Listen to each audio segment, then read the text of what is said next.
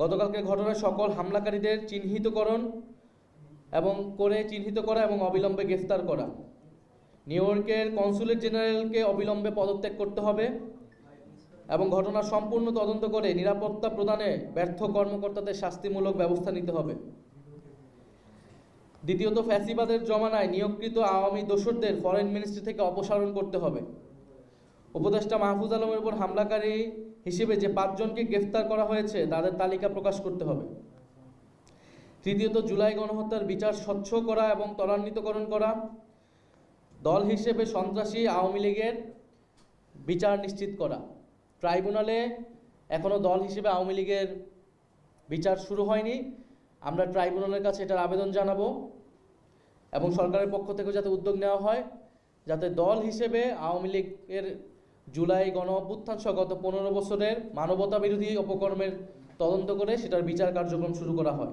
এছাড়া পররাষ্ট্র উপদেষ্টার সাথে আমরা বসবো এবং তার থেকে আমরা জবাবদিহিতা চাবো কেন বারবার এই ঘটনাগুলো ঘটতেছে দেশের বাইরে। এবং আমরা বিভিন্ন সময় দেখছি পররাষ্ট্র মন্ত্রণালয় কর্তৃক যেই নিয়োগগুলো দেওয়া হচ্ছে সেটা নিয়ে নানা বিতর্ক হচ্ছে। ফ্যাসিবাদের জমানায় যারা নিয়োগ হয়েছিল তাদের সম্পূর্ণরূপে অপসারণ হয়নি বা তারা থেকে গেল, কেন থেকে যাচ্ছে সেই বিষয়ে কোনো স্পষ্ট জবাব আমরা পাইনি।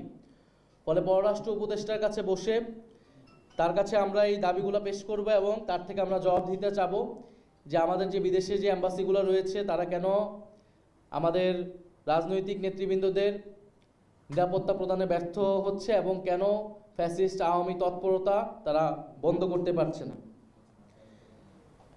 এর পাশাপাশি আমরা দেখতে পাচ্ছি যে আওয়ামী লীগকে একদিকে যেমন আওয়ামী লীগ তৎপরতা চালাচ্ছে, ষড়যন্ত্র করছে, সন্ত্রাসী কার্যক্রম করছে, অন্যদিকে দেশের কোনো রাজনীতিবিদ আওয়ামী লীগকে নির্বাচনে আনার ষড়যন্ত্র করছে।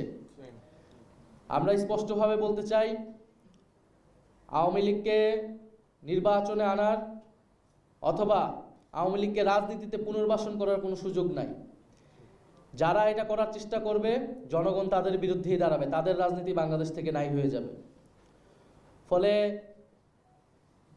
জুলাই গণ অভ্যুত্থানে 36শে জুলাই 5ই আগস্ট বাংলাদেশের ছাত্র জনতা আওয়ামী লীগের বিরুদ্ধে তাদের রায় জানিয়ে দিয়েছিল।